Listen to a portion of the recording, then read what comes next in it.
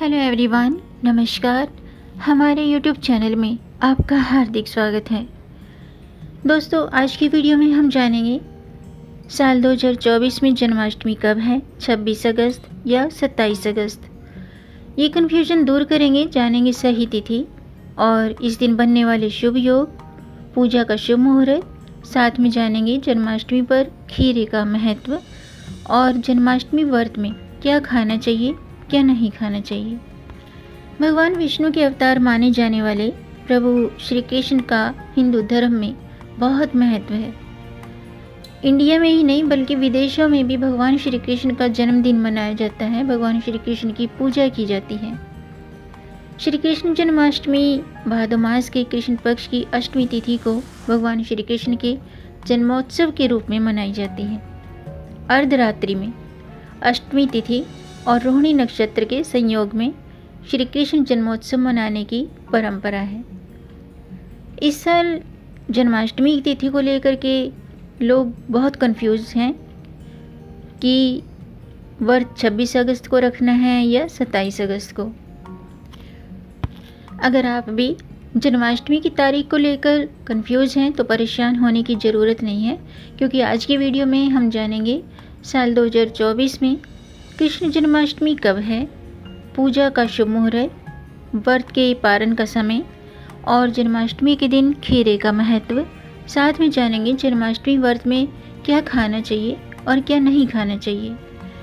तो वीडियो शुरू करने से पहले आपसे एक खास बात, दोस्तों, अगर आप इस चैनल पर नए आए हैं और पहली बार आए हैं तो इस चैनल को सब्सक्राइब कर दीजिए और बेल आइकन बटन प्रेस कर दीजिए ताकि आने वाली वीडियो देख सकेंगे आप सबसे पहले। और जिन्होंने मेरा चैनल सब्सक्राइब कर दिया है उनका दिल से आभार, बहुत बहुत धन्यवाद। दोस्तों, इसी तरह मेरे चैनल के साथ जुड़े रहिएगा और अपना प्यार हमें देते रहिएगा। वीडियो को अंत तक ज़रूर देखिएगा ताकि कोई भी जानकारी छूट न जाए, क्योंकि दोस्तों आधी अधूरी जानकारी से पूरा लाभ नहीं मिलता है, इसलिए हमारे साथ अंत तक बने रहिएगा। तो आइए शुरू करते हैं। दोस्तों, कृष्ण जन्माष्टमी का त्यौहार भगवान श्री कृष्ण के जन्मदिन की खुशी में मनाया जाता है। कहते हैं भाद्रपद कृष्ण पक्ष की अष्टमी तिथि को रोहिणी नक्षत्र में रात्रि 12 बजे के करीब भगवान श्री कृष्ण का जन्म हुआ था, इसीलिए इसे श्री कृष्ण जयंती के नाम से भी जाना जाता है। जन्माष्टमी पर भक्त व्रत रखते हैं और आधी रात को कान्हा की पूजा करते हैं। जन्माष्टमी के व्रत में आप फलाहार ले सकते हैं, लेकिन अन्न को ग्रहण नहीं करना चाहिए। कई लोग इस व्रत को रात्रि 12 बजे के बाद ही खोलते हैं, तो कई इस व्रत का पारण अगले दिन सूर्योदय के बाद करते हैं।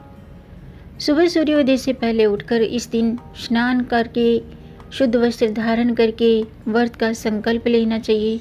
फिर भगवान श्री कृष्ण की पूजा करनी चाहिए और पूरे दिन मन ही मन में राधा कृष्ण राधा कृष्ण राधा कृष्ण ऐसे करते, मतलब इसका जाप करना चाहिए, राधा कृष्ण का जाप करना चाहिए।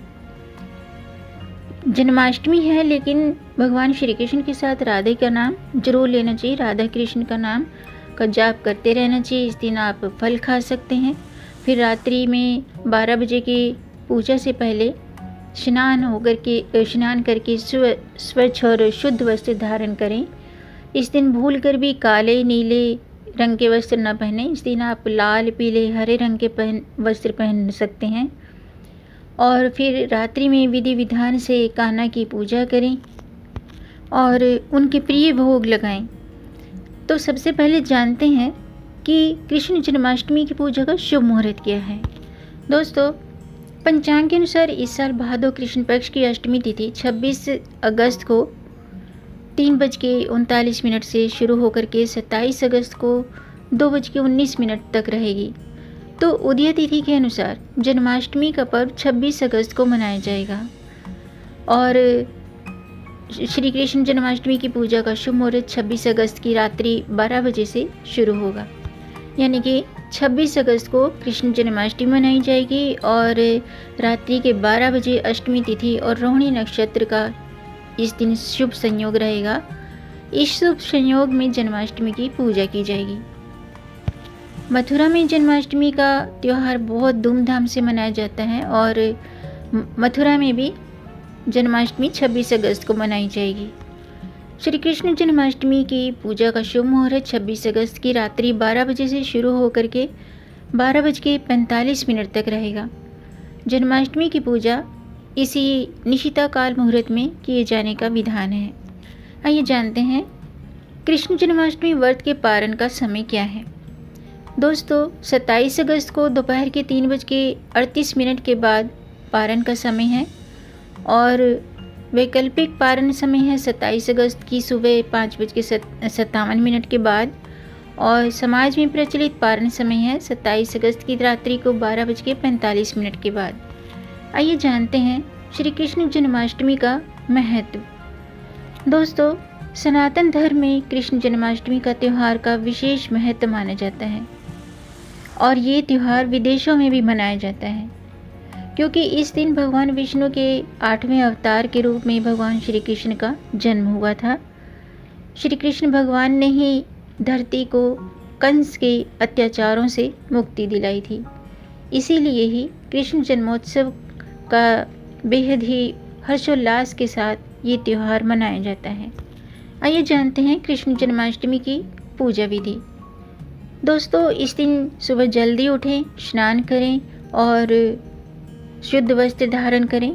पीले रंग के वस्त्र धारण करें लेकिन काले और नीले रंग के वस्त्र न पहने। इस दिन आप हरे रंग के, लाल रंग के, पीले रंग के वस्त्र पहन सकते हैं। इसके बाद भगवान श्री कृष्ण के मंदिर जाएं और वहाँ मोर पंख अवश्य चढ़ाएं। अगर मंदिर नहीं जा सकते हैं तो घर के मंदिर में ही भगवान श्री कृष्ण को मोर पंख अर्पित करें। इस दिन भगवान श्री कृष्ण की प्रतिमा को अच्छे से सजाएं, उनके लिए झूला भी तैयार करें। पूजा के समय भगवान श्री कृष्ण के मंत्रों का 108 बार जाप करें और रात्रि के 12 बजे की पूजा से पहले फिर से स्नान करें। शुद्ध होकर के शुद्ध वस्त्र धारण करके पूजा की तैयारी करें और फिर श्री कृष्ण जी की प्रतिमा को दक्षिणावर्ती शंख से अभिषेक कराएं। उन्हें पीले फल, पीले फूल अर्पित करें। तरह तरह के पकवान का भोग लगाएं और भगवान श्री कृष्ण को कौन कौन से भोग पसंद हैं, यानी कि इस दिन किन उनके प्रिय भोग क्या हैं, किन किन चीज़ों का भोग लगाना चाहिए, ये इस पर मैं वीडियो बना चुकी हूँ। आप मेरे चैनल पर इस वीडियो को देख सकते हैं। इसके अलावा दोस्तों जन्माष्टमी के दिन खीरे का खास महत्व माना जाता है। जी हाँ दोस्तों, श्री कृष्ण जन्माष्टमी पर बाल गोपाल को खीरे का भोग जरूर लगाएं। ऐसा माना जाता है कि खीरे से भगवान श्री कृष्ण बहुत प्रसन्न होते हैं। खीरा चढ़ाने से नंदलाल भक्तों के सभी कष्ट हर लेते हैं। पूजा करने के बाद खीरे को प्रसाद के रूप में बांट देना चाहिए। जी हाँ दोस्तों, खीरे के बिना भगवान श्री कृष्ण की जन्माष्टमी की पूजा को अधूरा माना जाता है, खास तौर पर डंठल वाला खीरा। धार्मिक मान्यताओं के अनुसार लड्डू गोपाल का जन्म खीरे से होता है। इस दिन भक्त लड्डू गोपाल के पास खीरा रखते हैं और मध्य रात्रि 12 बजे खीरे को डंठल से अलग कर देते हैं। उत्तर भारत में कई जगह पर श्री कृष्ण जी का जन्म खीरे से कराया जाता है। जन्म के समय जिस तरह बच्चे को गर्भनाल काटकर गर्भाशय से अलग किया जाता है, ठीक उसी प्रकार भगवान श्री कृष्ण के जन्म के उत्सव के समय खीरे का डंठल काटकर कान्हा का जन्म कराने की परंपरा है। जन्माष्टमी पर खीरा काटने का मतलब बाल गोपाल को माँ देवकी के गर्भ से अलग करना है। खीरे से डंठल को काटने की प्रक्रिया को नाल छेदन कहा जाता है। कुछ जगह पर खीरे को बीच से काटकर इसमें कृष्ण का बाल गोपाल रूप भी रखा जाता है। ऐसा माना जाता है कि जिस खीरे से कान्हा का नाल छेदन किया हो, यदि उसे गर्भवती महिला को खिला दें तो श्री कृष्ण की भांति संतान पैदा होती है। यानी कि जिसको भी संतान, जो भी दाम्पत्य संतान सुख से वंचित हैं, तो इस तरह से जन्माष्टमी के दिन भगवान श्री कृष्ण की पूजा करें, व्रत रखें, भगवान श्री कृष्ण को खीरा अर्पित करें।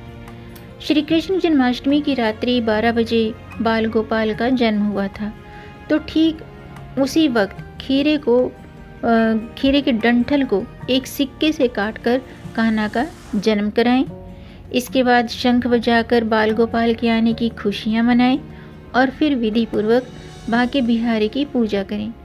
भोग में माखन मिश्री, पंजीरी और चरणामृत के साथ खीरा जरूर चढ़ाएं।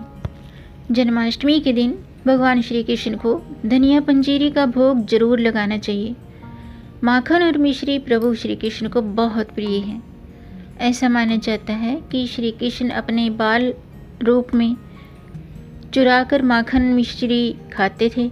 ऐसे में आप घर पर बने हुए माखन का भोग उन्हें लगा सकते हैं। श्रीखंड ये गुजरात का काफ़ी प्रसिद्ध डिश है। इसे बनाकर आप एक छोटे से कान्हा को भोग लगा सकते हैं। इसे दही, चीनी, इलायची और केसर के साथ बनाया जाता है। ऐसा कहा जाता है कि भगवान श्री कृष्ण को खीर काफ़ी प्रिय है।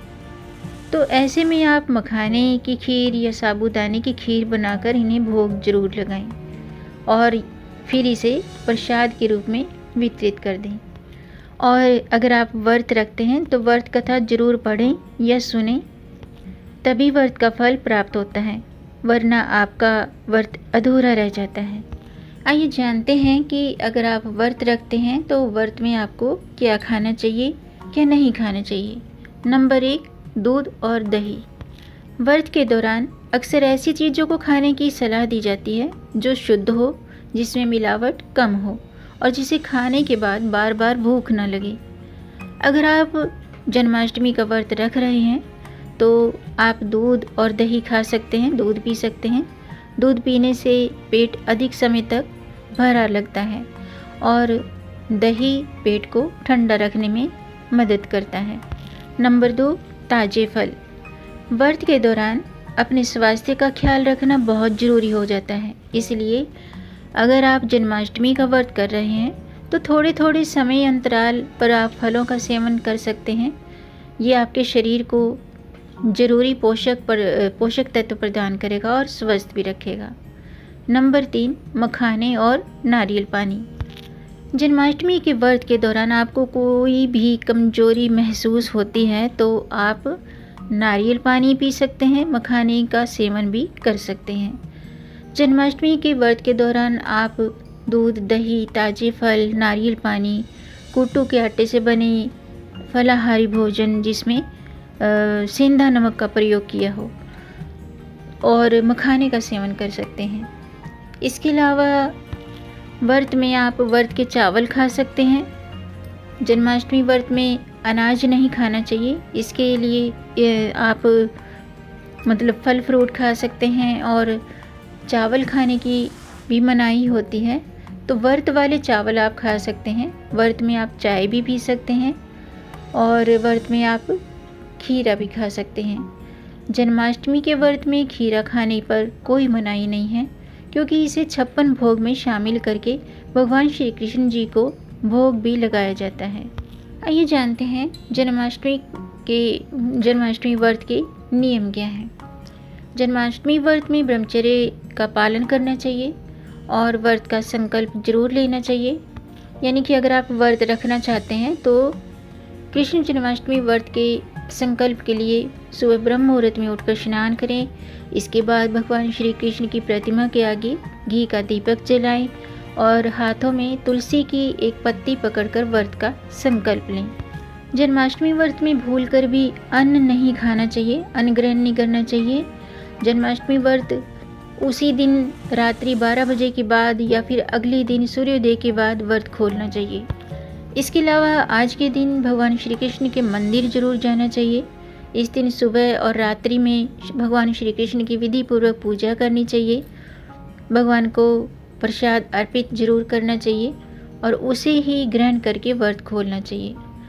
व्रत रखने वालों को दिन में सोना नहीं चाहिए और किसी को अपशब्द नहीं करना चाहिए, किसी का अनादर नहीं करना चाहिए। तो दोस्तों आज के लिए बस इतना ही। उम्मीद है आपको ये जानकारी पसंद आई होगी। अगर आपको ये जानकारी, ये वीडियो अच्छा लगा हो तो आप इसे लाइक कर सकते हैं और इस जानकारी को आगे बढ़ाकर अपनी फैमिली में, अपने फ्रेंड्स में ज़्यादा से ज़्यादा शेयर कर दीजिए ताकि औरों को भी इससे लाभ प्राप्त हो। और अगर आपका कोई प्रश्न है या कोई सुझाव है तो कमेंट बॉक्स में ज़रूर लिखिएगा और मेरे चैनल को सब्सक्राइब ज़रूर कीजिएगा ताकि आने वाली वीडियो देख सकेंगे आप सबसे पहले। वीडियो को अंत तक देखने के लिए आपका बहुत बहुत धन्यवाद। मिलेंगे नई जानकारी के साथ, तब तक आप खुश रहें, स्वस्थ रहें, अपना ख्याल रखें और अपनों का भी ख्याल रखिएगा। जय श्री हरि, हर हर महादेव। प्रेम से कहिए राधे राधे।